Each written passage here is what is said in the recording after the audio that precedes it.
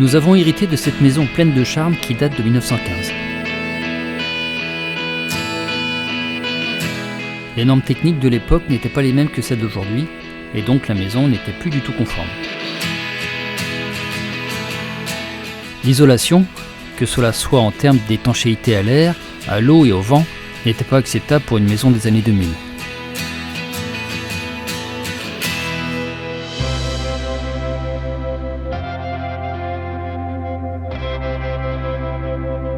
Nous, en tant que menuisier, on fabrique les menuiseries alu, bois et PVC. Généralement, quand les clients se tournent vers l'alu, c'est pour se faire plaisir aussi. La menuiserie, c'est un peu un élément aussi de décoration. Ça fait aussi partie de ça, plus qu'un élément thermique. Voilà. Donc l'alu, c'est déjà aussi un produit de qualité. Il y a des choses qu'on ne retrouve pas dans certaines matières. Ça permet d'avoir des ferrages cachés, des ouvrants cachés, des designs beaucoup plus réduits. Voilà, il y a beaucoup plus de possibilités dans l'alu que sur le PVC et le bois.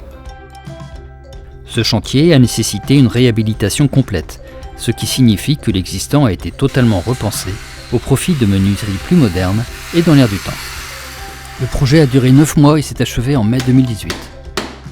Alors pour le projet de Saint-Just, l'élément important, en fait, c'est comme dans beaucoup de chantiers, c'est déjà d'avoir une coordination parmi tous les corps de métier. Il faut savoir qu'il y a le maçon, le plaquiste. Voilà, donc il faut que chacun intervienne au bon moment, quand il faut, sachant que là, dans ce chantier-là, il y avait une partie dépose. Côté intérieur, s'il vient de doubler, je lui viens de taper. Oui. Mais comme tu as un profilé métallique. Ah, mais par rapport au linteau. Ouais, par rapport au linteau. Donc tu ne pourras pas faire ton installation par kiosque. Mais en rénovation, oui, il y a toujours des pièges, notamment sur la dépose, quand on ne sait jamais à quoi s'en tenir. Donc c'est sûr que oui, quand on dépose une menuiserie, des fois il y a la moitié du mur qui vient avec. Donc voilà, il y a plein de pièges dans une rénovation, oui bien sûr. Faire attention surtout, c'est à la prise de mesure. La prise de mesure, c'est là où justement c'est fait pour déceler tous ces petits pièges-là et fabriquer la menuiserie vraiment en fonction, en tenant compte de tous ces petits pièges qui peuvent nous embêter à la pose.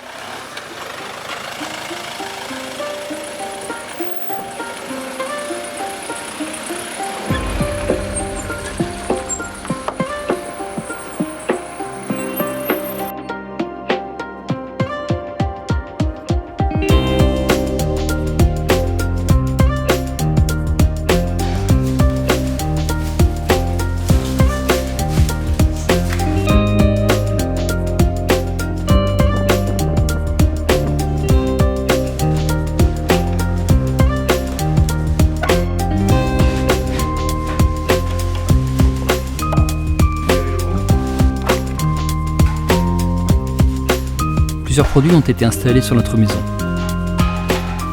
Des fenêtres, des baies vitrées et une porte. Pour certaines fenêtres, elles existaient à la base en 2 vantaux. Afin de rendre la maison plus moderne, nous avons fait le choix de transposer ceux-ci en inventail. Cela apporte plus de luminosité et l'option oscillo battant permet de ne pas encombrer l'intérieur.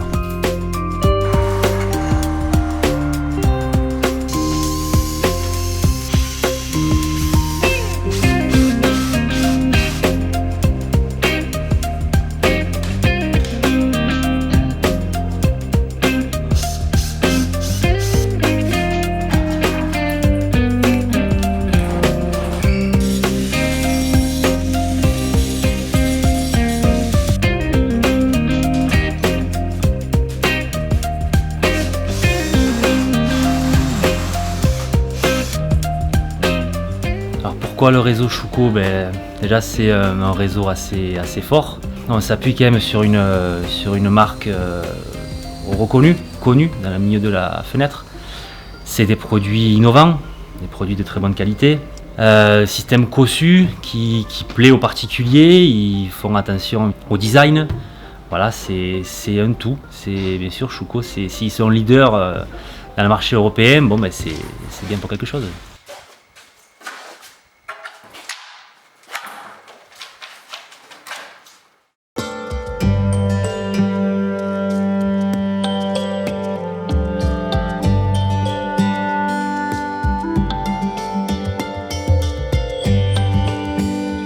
J'ai choisi Schuco afin d'améliorer le confort, que cela soit en termes d'isolation thermique que d'esthétique.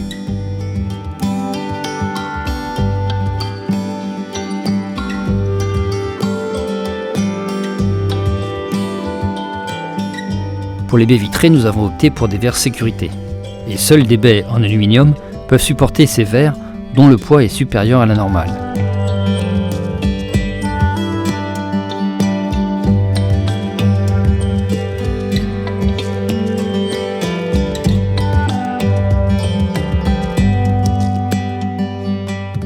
Concernant la porte, nous avons privilégié l'aluminium plutôt que le bois, car l'aluminium nous a permis de créer une porte à notre image, unique, comme nous. Parmi les transformations les plus marquantes, nous avons notamment adapté la fenêtre de la cuisine en y incluant une poignée plus basse et en soufflet, ce qui permet une prise en main plus aisée. Quant à la couleur, le gris permet de garder l'harmonie avec les autres menuiseries.